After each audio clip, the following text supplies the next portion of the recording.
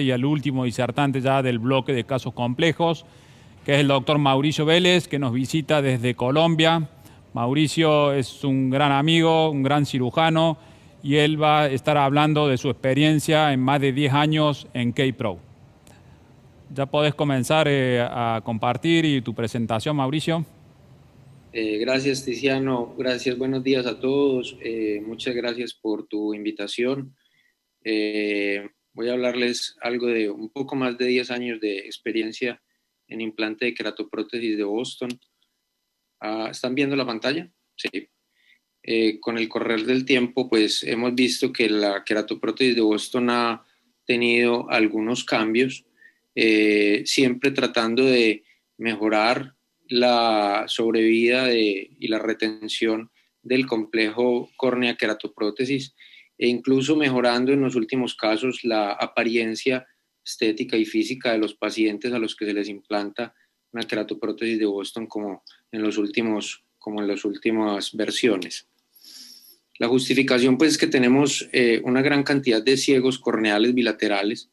Casi siempre estos pacientes han sufrido y han pasado por un largo viacrucis de múltiples cirugías y que terminan pues en una opción muy interesante para tener en cuenta como es el implante de este dispositivo. Están reportados más de 45 millones de ciegos bilaterales y de 6 a 8 millones de ellos son ciegos por enfermedad corneal.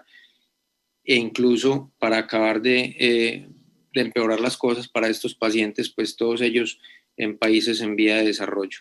¿Cuáles son aquellos pacientes ideales y cómo los debemos seleccionar? Pues idealmente que tengan un fácil acceso a los servicios de salud. A todos estos pacientes inicialmente pues se les debe educar, tener no una ni dos, sino muchas más consultas para poder explicarles en qué consiste, cómo son los cuidados, qué requerimientos básicos necesita para mejorar esa retención de la queratoprótesis y poder mejorarles a estos pacientes la calidad de vida. Preferiblemente que tengan ese acceso a los servicios de salud, que entiendan la forma y la importancia de un régimen profiláctico, que la superficie ocular sea una superficie ocular estable, estabilizada, bien lubricada y desinflamada. Debemos descartar además patologías retinales y del nervio óptico. Y aquellos pacientes preferiblemente que sean ciegos bilaterales, que tengan una mínima visión de luz en los 4 cuadrantes con proyección y, como les mencioné, en lo posible, una superficie ocular lo mejor posible. El ensamble de la queratoprótesis, pues en el paquete en el que uno recibe, tiene varios instrumentos necesarios para poder ensamblarla. Inicialmente lo que hago es una pequeña perforación de 3 milímetros con un pequeño trépano que viene en la misma caja. Luego se hace un adecuado centramiento en el trépano de Hesburn-Barron y procedo a hacer una trepanación, un trépano de 8.5 milímetros. Viene con una pegatina, con un adhesivo en el que se inmoviliza el tallo óptico y posteriormente pues por partes se ensambla luego la córnea y luego el plato posterior que va fijado con un anillo de titanio para que no se desplace o no se movilice.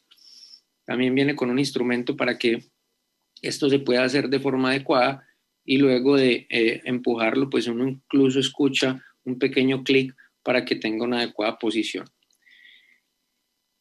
Criterios de exclusión, pues básicamente que no tengan un adecuado acceso a servicios de salud, patologías de glaucoma terminal o retinianas, que tengan percepción de luz pero que no tengan proyección, enfermedades de la superficie ocular o que sean candidatos para una queratoplastia, pues idealmente hacerle una queratoplastia en las versiones en las que se pueda realizar.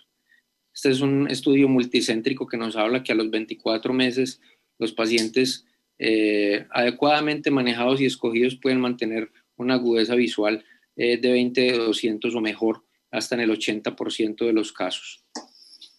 En toda la literatura que he podido observar e incluso lo que puedo comparar en mi estadística, puedo observar que la gran mayoría de ellos son aquellos que sufrieron un rechazo de injerto repetido y que tuvieron algún trauma como quemaduras químicas. Subrayo el herpes simplex porque muchos de los artículos reportan que la retención de la queratoprótesis se disminuye casi al doble en el tiempo en aquellos pacientes que tuvieron alguna patología herpética ocular.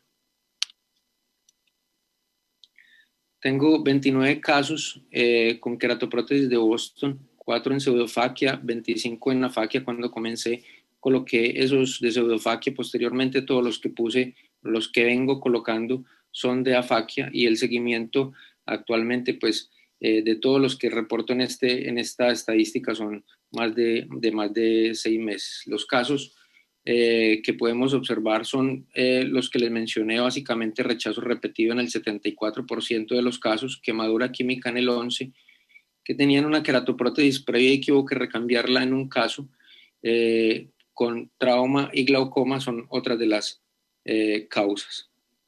Procedimientos combinados en estos pacientes: hubo que hacer extracción de lente en cámara anterior en 6 de ellos, extracción de cristalino transparente o cataratoso en 19 pacientes, les implantó válvula, tengan o no tengan glaucoma, 24 casos, 24 bistrectomía posterior 25G, siempre me ayudo de un retinólogo de la clínica, tarsorrafia en 11 de los casos y reconstrucción de la superficie ocular y de manejo del simbléfaro en 4 casos.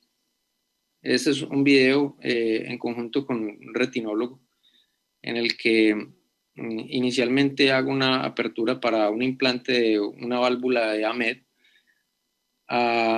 y posteriormente, luego de que implanto la válvula, procedo, previamente habiendo ensamblado la queratoprótesis como la vimos, pues procedo a hacer una queratoplastia, extracción de cristalino lente intraocular. Luego ingresa el retinólogo colocando una queratoprótesis temporal para mantener un espacio cerrado y poder realizar la vitrectomía posterior y el láser. Luego de que el retinólogo hace su procedimiento, pues esta era una de las tipo de pseudofaquia, implantaba el lente, se retiraba la queratoprótesis temporal y se suturaba el complejo. El manejo posoperatorio con esteroide, antibióticos, y en aquellos casos con problemas de la superficie prefiero dejar medroxiprogesterona para hacer una adecuada antiinflamación, lente de contacto de manera permanente, ocasionalmente doxiciclina y lubricante sin preservante. Para terminar, estos son los resultados. Los casos, podemos ver que la agudeza visual oscilaba desde movimiento de manos hasta agudezas visuales de 20-40, 20-50 en alguno de ellos, y estas son las complicaciones reportadas: glaucoma en 4 casos, membrana retroprotésica, y 2 casos hipotonía crónica en la que hubo que hacer implante de silicona. Eso es lo que les quería compartir. Muchas gracias para todos. Bueno, muchísimas gracias, Mauricio. Impecable tu presentación. Todos sabemos que estos pacientes son pacientes muy complejos, son pacientes, la mayoría desahuciados, y tu experiencia es muy grande en este tipo de pacientes. La verdad que muchas gracias. Nos están llegando algunas preguntas, sobre todo una pregunta de Estados Unidos, creo que la contestaste, que utilizás doxiciclina, pero preguntan que qué tratamiento posquirúrgico haces en estos pacientes, sabiendo que la infección es una de las causas de complicaciones más frecuentes, ¿no?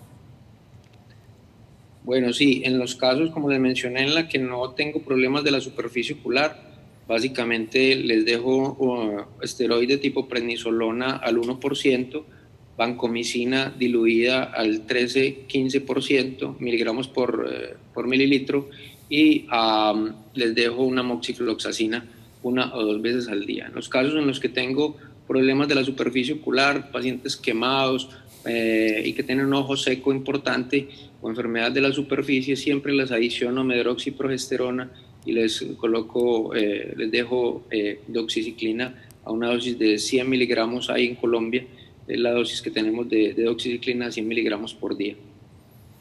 Bueno, Mauricio, muchísimas gracias por la presentación. Vamos a terminar ya con el bloque de casos complejos de este Cornea Day en Oftalmo Córdoba 2020.